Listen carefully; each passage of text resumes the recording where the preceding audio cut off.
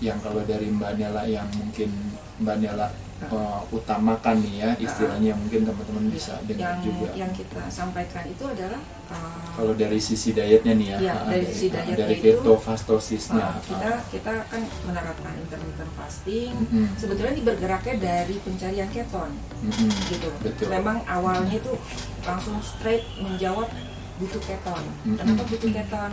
Karena kebutuhan anaknya Mas Dio yang cerebral palsy, jadi dia butuh penebalan myelin. Betul. Nah, dicari lagi rantainya itu gimana sih? Oh, ternyata pathway-nya untuk menebalkan myelin itu nggak bisa diminum dari kayak kita pengen banyakin volume otak kita makan restoran Padang ya, otak gitu kan, nggak bisa gitu. Jadi ternyata harus dilakukan in situ biosintesis. Bahan bakunya untuk penebalan myelin itu lemak dan kolesterol. Nah, inilah akhirnya Mas Tio berpikir, oh kalau gitu lemak ini apa? Kan anaknya kejam terus. Dia cari di tahun 1921 itu ada ini Mas, ada jurnal yang menyatakan keton itu adalah satu solusi bagi anak-anak yang epilepsi. Persis sama kan dengan Mas Alif ya. Terus dia kejar terus, keton ini apa? Oh, keton itu ternyata adanya cuma ada 2 kondisi Mas, kelaparan dan peperangan. Wah, ini dua-duanya aneh banget ya. Di saat kita lagi kelimpahan makan kan, dia telusurin, akhirnya di puasanya dia dapat.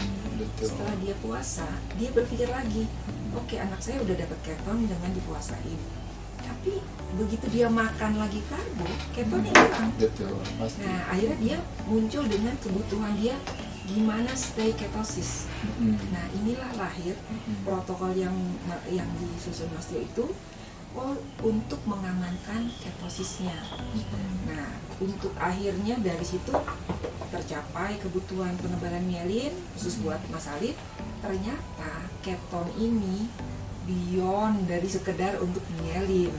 Itu dipahami sama Mas Tio juga dari perjalanannya gitu kan. Dan ternyata keton itu anti-inflamasi, anti-stres. Ini adalah satu istilah bonus-bonus yang diperoleh kan gitu kan. Nah, dari situ Mas Tio sampai sekarang memang selalu mengajarkan why we need ketosis. Karena terlalu pengepungan dunia terhadap karbo ya, dunia karbo ini kan kita nggak bisa lagi membatasi. Kita kan manusia istilahnya gini, jangan makan karbo banyaknya menurut dia sama menurut kita kan nggak sama, ya kan. Nah, kalau patokannya adalah gimana caranya supaya kita stay ketosis, karena kita butuh ketosis. Kalau kita punya penyakit diabetes misalnya, kan istilahnya kalau udah diabetes 1 sendok gula pun sebenarnya udah gak bisa nerima kita kan.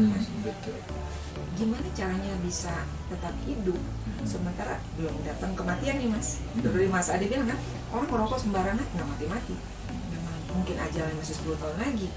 Ini perbedaannya, kalau kita stay ketosis, kita menikmati 10 tahun kita lebih baik daripada kita yang anjur-anjuran dengan nggak ketosis. Jadi aku menyimpulkan dari buku ini sebetulnya pemahaman yang message yang nomor 1 yang ingin disampaikan ya Mas di bukunya adalah metabolic syndrome itu curable, bisa kok kita atasi, bisa kita selesaikan, kita perbaiki, kita obatin, tapi tidak dengan obat.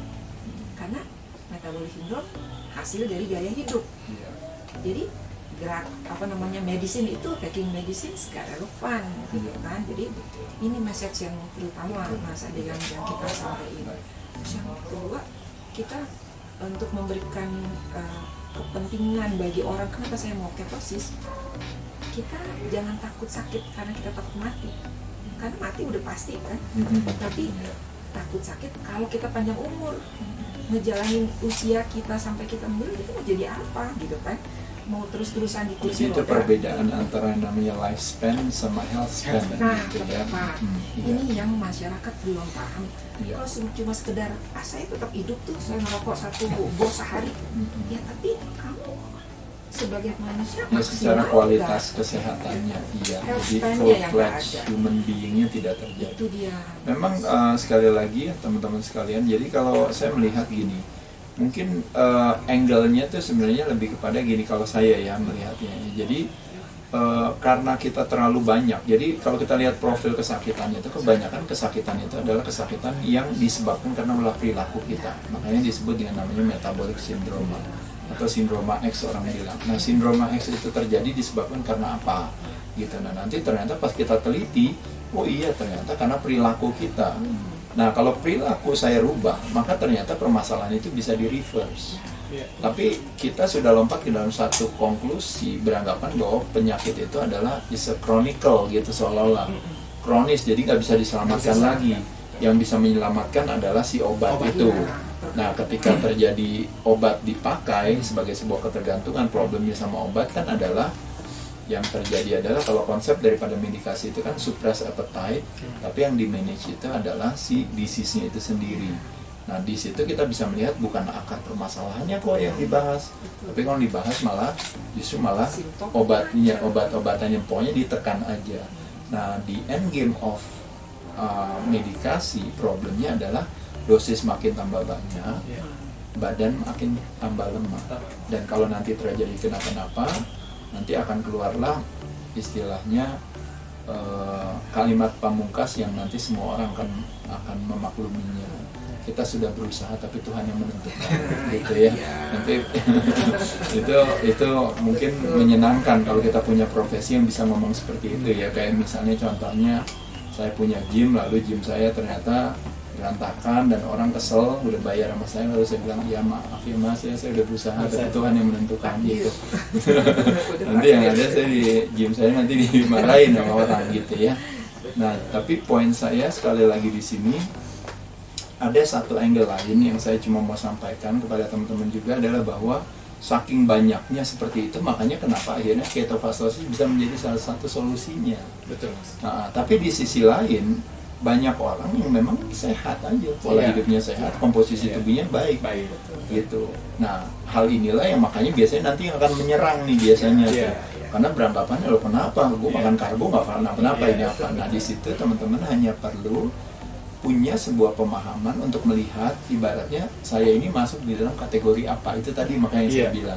Karena kalau semuanya juga ibaratnya semua harus ketofastosis, semuanya harus ini, ya nggak terlalu, nanti jadi nggak nyambung sama orang, apalagi orang-orang yang memang relate sama misalnya apakah pendekatannya misalnya untuk performa dan sebagainya, apalagi kadar lemaknya begitu rendah gitu ya.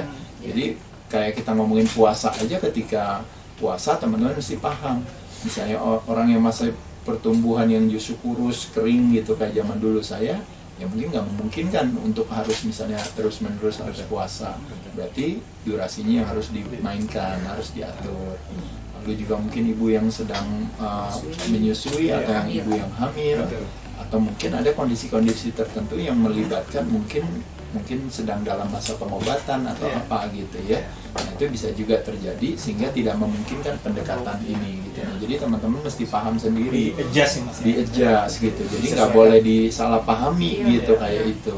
Nah, kalau secara tadi yang dikatakan, kebetulan kalau dalam hal ini Mas Tio itu punya kondisi itu, dan kesayangannya orang tua terhadap anak itu akhirnya mencari jalan itu gitu. Dan ketika mencari jalan itu ternyata ternyata kebermanfaatannya banyak gitu. Memang kalau secara umum kalau saya katakan itu yang sering orang suka salah paham dalam hal, salah satu contoh nih Mbak Nela ya, kalau Mbak Nela tahu gak ada 2 organ di dalam tubuh kita yang paling boros pemakaiannya tapi memiliki prinsip yang sama. Apa saja tuh Mbak? Ya otak dan otot. Ya jadi if we don't use it, we lose it gitu.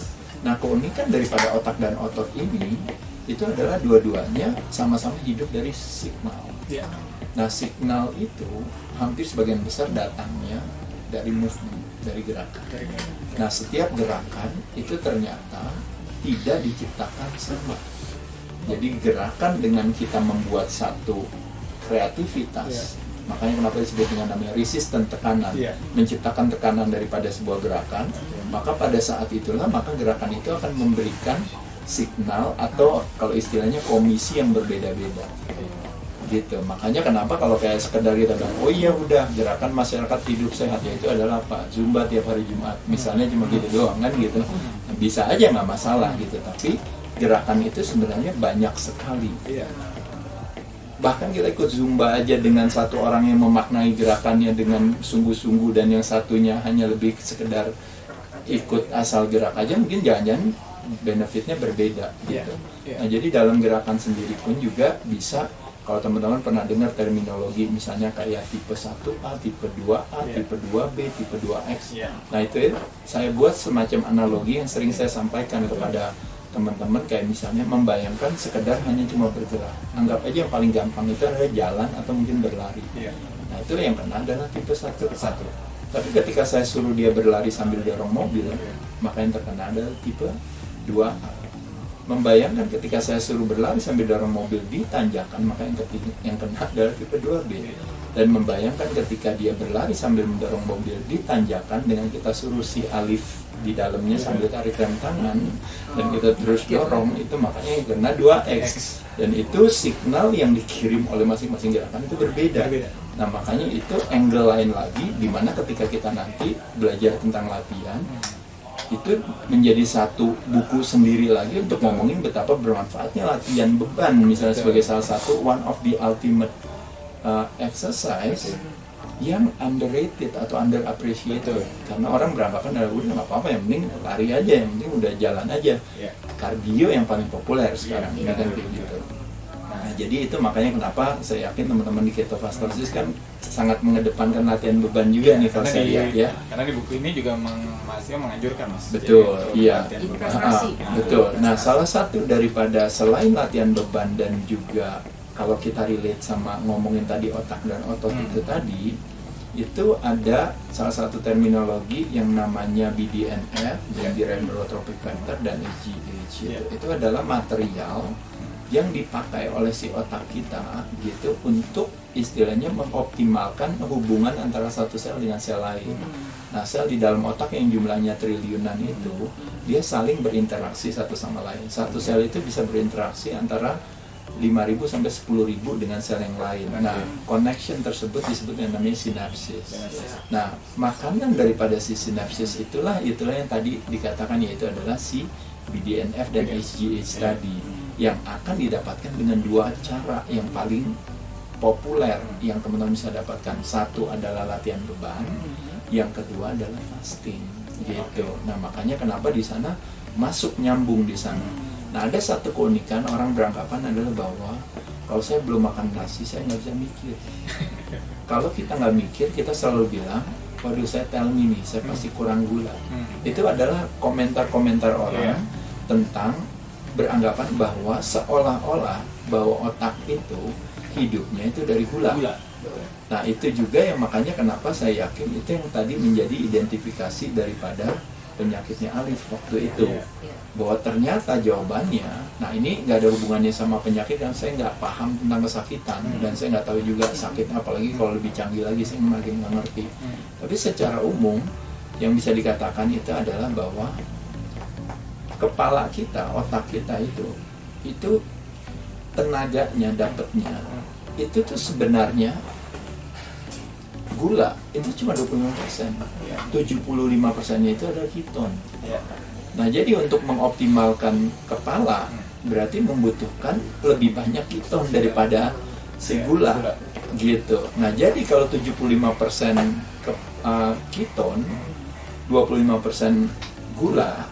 Nah, sekarang kita bahas membuat satu identifikasi dari yang namanya total daily expenditure energy kita, TDEE kita. Nah, membayangkan ceritanya kalau pas kita hitung dari yang namanya basal metabolic rate kita hitung yang namanya thermic effect of food, kita hitung yang namanya misalnya non-exercise activity thermogenesis dan exercise activity thermogenesis. Anggap aja kita bakar setiap hari itu membakar 2000 kalori. Makanya kenapa keluarlah biasanya kalori 2000 itu per hari itu karena lebih kepada membuat investigasi. Kalau orang normal yang aktif biasanya habisnya segitu. Bukan saya ngomong orang yang non aktif ya atau sedentary. Nah, dari situ sebenarnya kita bisa lihat, oke, kalau dari hitungannya 2000 kalori, nah berarti, nah ini sekarang kita lihat, 2000 kalori. Nah, otak kita dan otot kita adalah dua organ tubuh yang paling boros. Otot kita, rangka itu 60% di badan kita. Otak ternyata cuma 2%, kecil banget. Tapi uniknya otak, itu membutuhkan energinya hampir 20% daripada total kalori kita. Nah, jadi kalau 20% coba saya tanya. Ini sekarang saya tanya sama teman-teman. Kan ada pendekatan ketogenik. Kan di situ dibilanginnya apa? Dibilanginnya bedanya sama low carbs apa? Kalau low carbs itu makan sehari itu 100 gram. Ya kan maksimal. Iya, karbonya. Jadi total net karbonya gitu kan, atau kita bilang total karbo aja. Jadi kalau kita menentukan karbo tuh Mbak Nela itu kan terbagi atas macam-macam. Satu total karbo, dua total net karbo, berarti karbo dikurangi seratnya. Lalu ketiga itu adalah kita ngomongin soal yang disebut namanya order karbo. Order karbo itu artinya kapan kita makan si karbo. Makannya duluannya si sayurnya, protein dulu baru karbonya. Jadi karbo first atau karbo less gitu, atau buka dengan yang manis-manis misalnya. Dan yang terakhir yaitu adalah ibaratnya never eating naked karbo. Nah itu strategi dalam kita ngomongin soal karbo tuh nanti kalau ngomongin itu. Nah tapi poin saya cuma mau ngomongin adalah bahwa dari tadi yang kita bahas 2000 kalori tadi, ternyata otak itu yang cuma 2% itu dia membutuhkan 2% itu dia membutuhkan 20% daripada kalori yang dibutuhkan untuk dia ini. Nah, yuk kita bikin investigasi ini sama-sama sekarang. 20% dari 2000 kalori berarti berapa? 400 berarti. 400 kan gitu ya. Nah, buat otak aja. Iya, 400 buat otak aja. Nah, ini kita ngomongin soal apa dan kenapa, arti dan makna kenapa si ketogenics itu mintanya di 30 gram atau di 25 gram ke bawah. Betul dong? Betul kan? Iya kan? Kita pasti direkomend ke sana kan? Cuma kalau saya tanya sama Mas Ebi sama Mbak Nela, kenapa dia minta 25%? Kan kita kan pasti bingung, iya kenapa ya? Enggak, udah aturannya aja kan begitu. Aturannya 25% udah. Aturannya 25 gram udah. Pokoknya kalau low carb 100, kalau ini 25. Kalau standar Indonesian American Diet 200-300 bahkan ya kan kayak gitu ya. Nah, tapi kalau kita 25, pertanyaannya kenapa 25? Nah itu yang maksud saya coba investigasi juga. Yaitu adalah kenapa ya 25? Nah ternyata jawabannya dari sini. Jadi 2000 kalori dipotong 20% buat otak, berarti 400 kalori. Nah otak 400 kalori membutuhkannya. Berarti kalau 400 kalori otak membutuhkan, berarti kan dia membutuhkan cuma 25% dari karbo. Paham nggak maksudnya? Karena kan 75%-nya kan dari keton. Betul kan? Tenaganya kan 400%. Paham nggak? Masih paham ya, Manela? Nah berarti kebutuhan dari karbo jadi berapa kalori? Dari 400 kalori, dari 400 kalori kan dia cuma butuh 25% dari karbo. Berarti butuhnya berapa? Tinggal 100 kalori. Nah sekarang 1 gram kalori karbo itu berapa? 1 gram karbo berapa kalori? 4.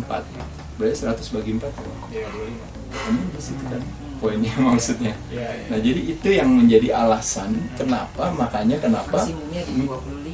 Iya, paling tidak gitu, paling tidak 25 itu harus terpenuhi gitu. Jadi makanya ketogenics itu juga bukannya menyarankan untuk ibaratnya zero karbo kan gitu. Nah karena itu gitu. Jadi dari situ sebenarnya kita bisa lihat, oh iya ternyata benar gitu, ternyata hidupnya si otak kita itu ternyata cuma kebutuhannya sekecil itu, dan justru mayoritas kebutuhannya banyaknya malah dari keton gitu. Dan ternyata keton kebermanfaatnya banyak. Kalau saya kebalikannya, kalau misalnya Mas Tio tadi ambilnya dari angle sakit, ternyata kok ternyata bagus buat yang sehat gitu. Nah kalau saya kebalikannya, saya ngambilnya dari angle yang sehat. Ternyata pas dengar tadi, oh ternyata sakitnya Alif bisa diatasi dengan cara itu. Nah itu juga yang sebenarnya konsep ketika Dr. Osimi Yoshinori dan juga Christian de Duve membuat konsep autofagi, sehingga di tahun 60-an Dr. Christian dapat Nobel dan Dr. Yoshinori di tahun 2016, itu juga menjelaskan betapa ibaratnya kayak konsepsi autofagi itu jadi bisa relate sampai ke urusan cancer gitu. Nah jadi itu kan nggak sengaja juga gitu. Nah tapi uniknya balik lagi memang pendekatan kesehatan kita. Nah ini sebelum saya ngomong ke sana, saya pertama-tama balik lagi ya teman-teman ya. Jadi saya apresiasi apa yang dilakukan oleh teman-teman di Ketofastosis ya. Jadi itu sinergis dengan saya. Kenapa? Karena menurut saya sehat itu mudah dan murah, bukan mahal dan susah. Nah, kedua, pendekatan teman-teman di sini sama pendekatan saya sama.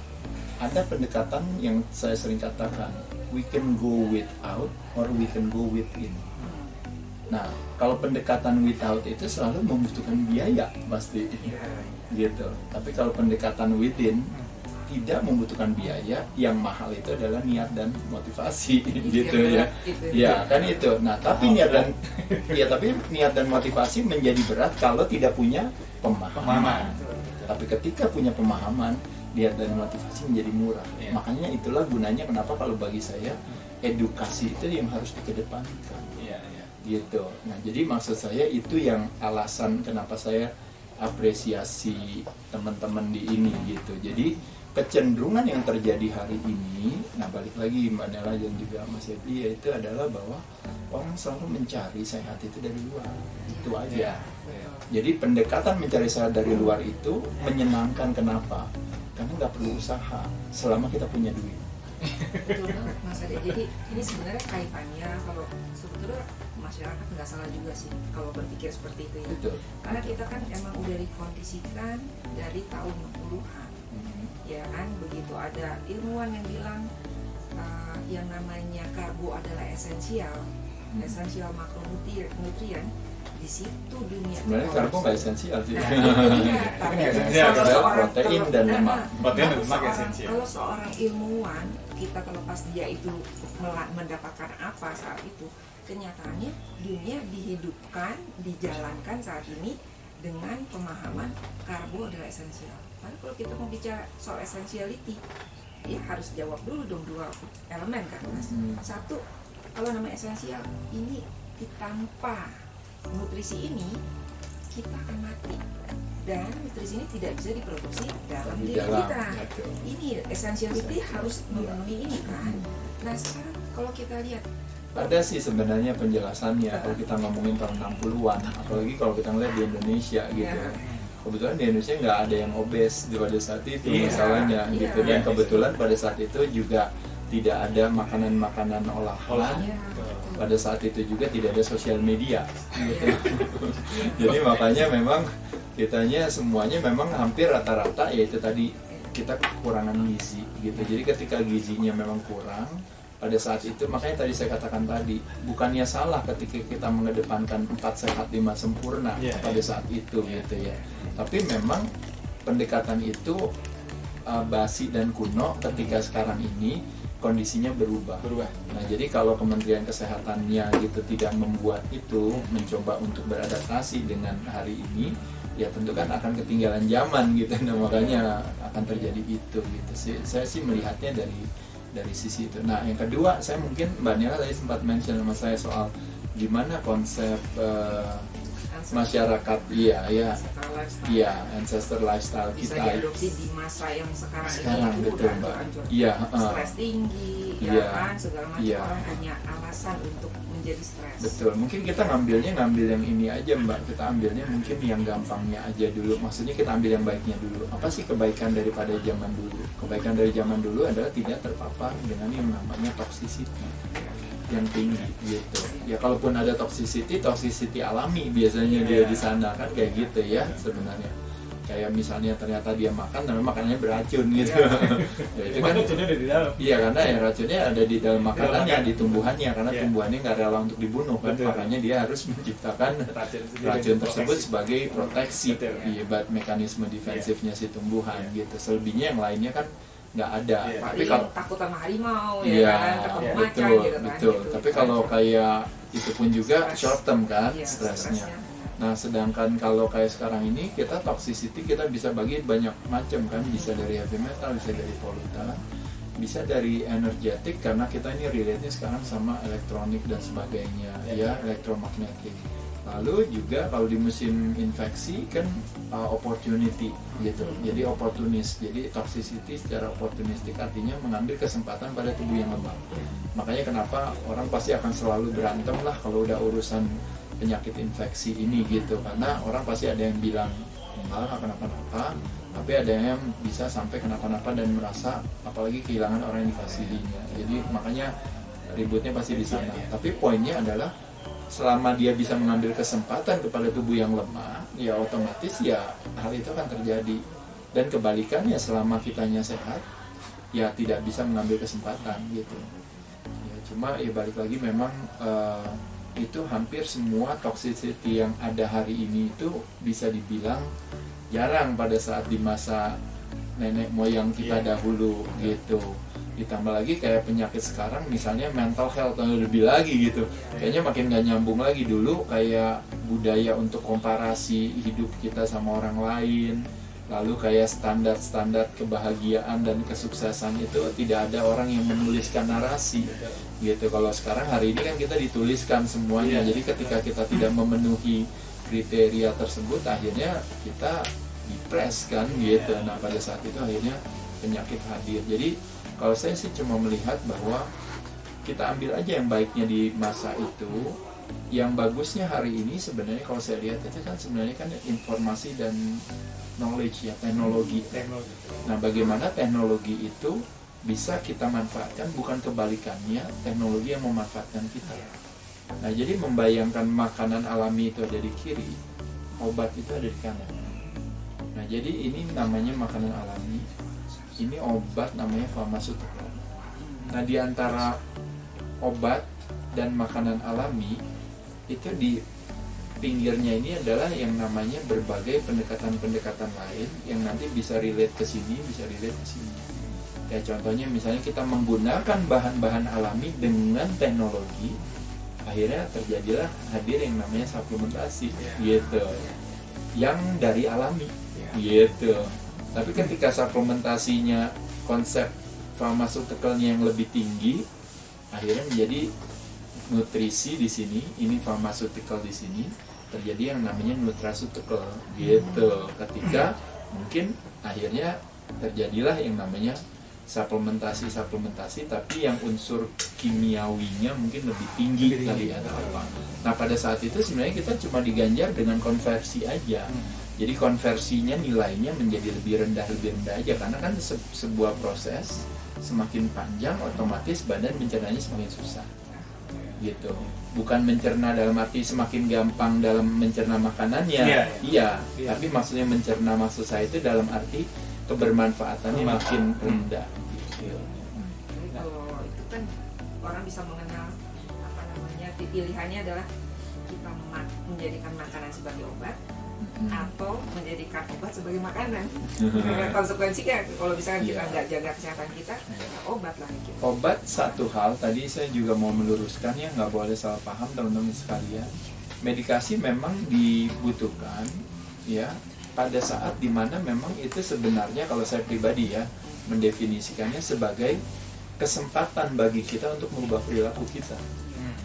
Jadi kita masih makan ya. Jadi iya, karena kita kalau nggak dikasih obat, nggak dikasih bantu, itu nggak ketahan nantinya, parah.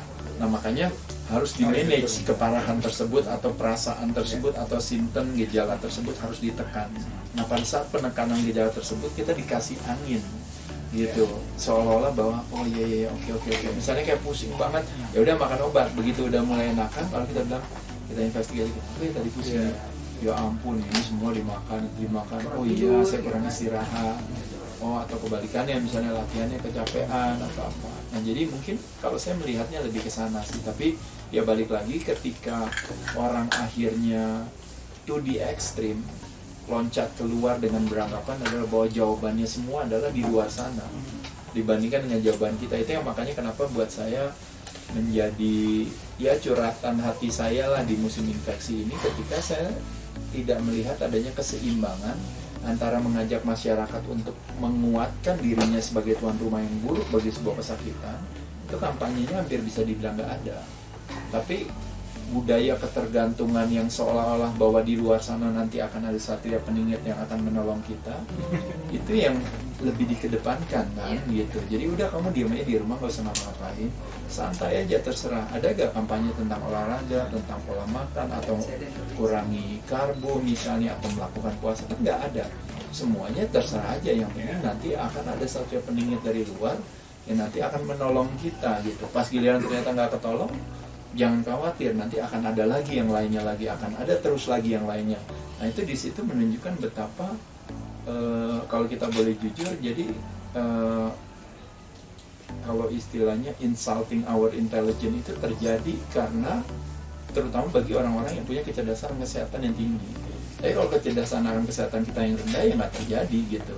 Dan kita senang sekali ya hari ini itu membuat penyalahan kepada orang lain kita anggap sebagai mereka yang bertanggung jawab terhadap kesehatan kita gitu. Nah itu konsep yang lucu gitu. Ketika kita belajar motivasi, belajar bisnis apapun juga, kan kita selalu take ownership. Kita selalu bilang, bahkan di buku ini sendiri juga inti dari buku ini pasti akan mengajarkan bahwa kamu bisa loh, kayak Mbak Nela bilang tadi, bisa loh penyakit itu disembuhin, bisa loh di reverse ini, asal kamu ini gini. Nggak bisa Mbak, habis yang salah ini, yang salah itu, nenek moyang kita lah disalahin, ya kan? Ntar yang nyalahin inilah, nyalahin itu, udah gitu gen kan. ini apa, mungkin dokternya nanti disalahin, rumah sakitnya disalahin, ntar temennya disalahin, ntar apapun juga. Nah jadi saya pikir problem dengan blame game itu selalu melibatkan justify game, pembenaran kita, tapi terakhirnya yang komplain kita sendiri. Jadi menang dalam perdebatan tapi kalah dalam kesehatan. Nah itu yang menjadi warisan daripada musim infeksi itu kalau saya lihat kayak gitu juga gitu. Jadi yang salah orang lain, kenapa dia masih berkumpul di sana, kenapa ini begini, kenapa itu begitu. Makanya saya sakit gitu ya. Tanpa lupa dia menyadari bahwa dia sendiri adalah tuan rumah yang baik dan buruk itu sebenarnya ada di tangan dia sendiri kan kayak gitu. Tapi itu jadi salah paham. Tapi poin saya kembali lagi saya cuma mau bilang adalah bahwa semoga kayak buku-buku yang ada seperti ini, komunitas yang ada di teman-teman Keto Fastos ini semakin banyak lagi lah ada di Indonesia sehingga bisa ikut juga berkontribusi terhadap yang namanya pemahaman tadi gitu. Karena menurut saya Indonesia butuhnya itu gitu. Saya juga punya YouTube Dunia Aderai channel itu lebih kepada kayak curhatan saya aja gitu. Karena saya merasa adalah bahwa kok tidak terjadi keseimbangan antara menginformasikan ketakutan dan kecemasan untuk diadopsi kepada masyarakatnya lebih besar dibandingkan dengan bagaimana menginfluence dalam tanda kutip mempengaruhi masyarakat untuk mengadopsi yang namanya cara pandang yang lebih menguatkan hati dengan cara berfokus kepada bukannya keagungan kehebatan sebuah penyakit, tapi kenapa nggak berfokus pada keagungan kehebatan diri sendiri. Nah itu yang tadi yang saya katakan, mungkin justru dengan pendekatan low carbs, dengan pendekatan puasa, ternyata begitu banyak kecerdasan yang kita dapat. Jadi pertama kita ngomongin fat loss terjadi karena tidak terjadinya pemasukan, tidak terjadi yang namanya deposito kalori yang berlebihan, terutama yang dikontribusi oleh karbohidrat. Itu terjadi yang namanya de novo lipogenesis tadi. Kedua, metabolic syndrome tidak terjadi. Kenapa? Karena tidak terjadi inflamasi. Nah, inflamasi terjadi menyebabkan makanya terjadinya kolesterolnya jadi tinggi, ya kan? Ketika kolesterolnya tinggi, akhirnya berpengaruh ke kerja jantung, berpengaruh ke ini, nanti dampak-dampaknya akhirnya jadi penyempitan pembuluh darah, akhirnya jadi stroke, jadi apa dan sebagainya. Nah, metabolic syndrome juga diturunin. Nah, selain itu berbagai penyakit diabetes tipe 2 yang hubungannya dengan permasalahan karbohidrat, ya rata-rata. Tapi sebenarnya permasalahannya bukan karbo, bukan gula. Kalau boleh jujur, permasalahan diabetes tipe 2 adalah permasalahan hyperinsulinemia, yaitu produksi insulinnya yang terlalu tinggi.